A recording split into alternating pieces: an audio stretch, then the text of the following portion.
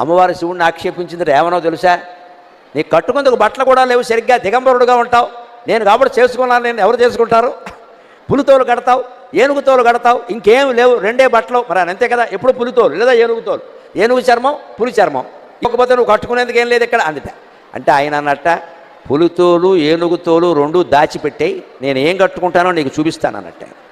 ఈవిడ కావాలనే పులితోలు ఏనుగుతోలు అయ్యవారికి దొరకకుండా చేసింది.